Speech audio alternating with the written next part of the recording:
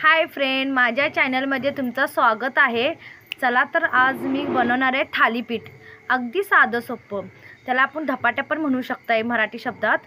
मग आता चला तर मग मिरची, लसूण, जिरं आणि आता कोथिंबीर ह्याच्यात घालून घेते आणि ह्याला मिक्सरला लावून घेते। चला तर मग आता साहित्य म्हणजे काय, पीठ तयार करून घेते। पीठमध्ये काय काय घ्यायचं आहे तुम्हाला सांगतो। बाजरीचे पीठ, ज्वारी, गव्हाचं आणि चण्याचं पीठ, हे 4 पीठ त्याला थालीपीठला लागतंय। चला तर मग आता ही मी 4ही पीठे आता मी घेत आहे। हे बघा, आता मी गव्हाचं घेत आहे। स्टार्टिंगला पहिला मी ज्वारी घालून घेतले, मग गहू दिया ना पिठे सुबह जाते आता मी चण्याचं पीठ घालून घेत आहे। अगदी मी 4 पीठ घेऊन थालीपीठ करत आहे, अगदी साधं सोपं। चला तर मग आता माझं मिक्सर लावून झालेलं आहे, म्हणजे ह्याला म्हणते आपण साधं सोपं खरडा पण म्हणू शकतोय। आणि हे पण मिरचीचा मी ठेचा केलेला आहे, म्हणजे त्या ह्याच्यात थालीपीठमध्ये घालायसाठी अगदी साधं सोपं। आता मी हळद 1 चमचा घालून घेत आहे।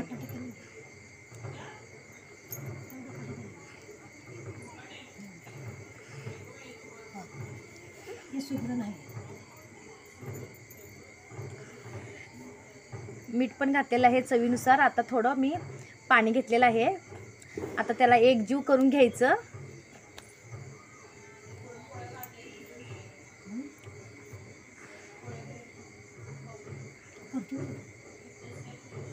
कल आधी पाण्यात पडली। आता ह्याला थोडं थोडं पाणी घेऊन एकत्र करून घ्यायचं पिठाला। अगदी साधं सोपं आहे थालीपीठ। चला तर बघा मग मी किती साधं सोपं करत आहे, तुम्ही पण नक्की ट्राय करा। हे बघा, माझ्या पिठाला मळून घ्यायचं आहे, मी एकजीव करून घेत आहे।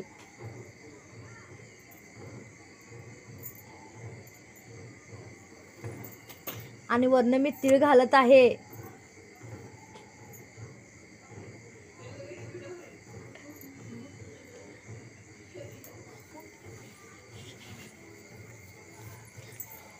तीळ घालून घेतलेलं आहे। आता थोडं पाणी घेऊन आता मी ओवा वरनं घालत आहे। अगदी साधं सोपं थालीपीठ आहे, तुम्ही पण नक्की ट्राय करा, काही अवघड नाही। हे बघा, आता माझं एकजीव करून झालेलं आहे। हे बघा, अशा प्रकारे मी कणिक मळलेलं आहे थालीपीठचं। आता मी वरनं कोथिंबीर चिरून घालते, म्हणजे छान दिसायला खूप छान दिसते, त्याच्यासाठी वरनं कोथिंबीर घालायचं। आणि मी खरड्यामध्ये बी कोथिंबीर घातलेलं आहे। अशा प्रकारे बघा, माझं कणिक मळून झालेलं आहे, पीठ मळून झालेलं आहे। 4ही प्रकारचं मी पीठ घेतलं होतं, ते आता एकजीव झालेलं आहे। चला तर मग आता मी तेल वरनं घालून घेते। हे बघा, म्हणजे आता ते 10 ते 15 मिनटं जरा मी भिजवायला ठेवणार, अगदी साधं सोपं।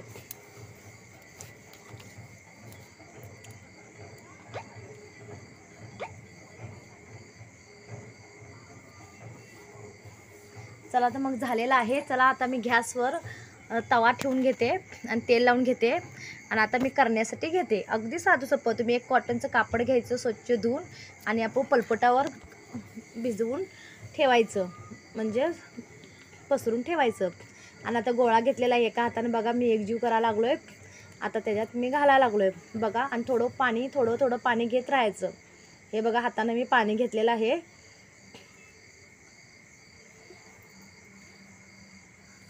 हे बघा, असं हातानं हळूहळू अलगद हातून आपलं थालीपीठ असं पसरून घ्यायचं आणि थोडं थोडं बघा पसरायला घ्यायला लागलोय।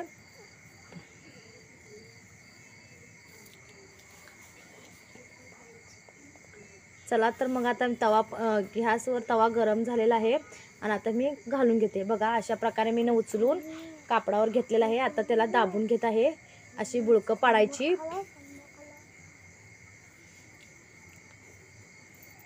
हे बघा, आता तेल जरा वरनं सोडून घेते मी।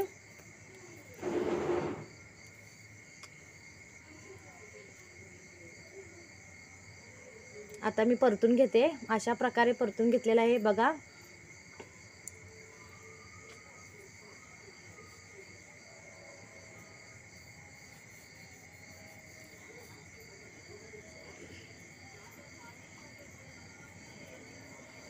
थालीपीठ बघा कशा प्रकारे मी बघा धपाटे पण म्हणू शकताय. अगदी साधं सोपं आहे बघा. किती छान दिसतंय आणि खूप छान शिजलेलं आहे बघा.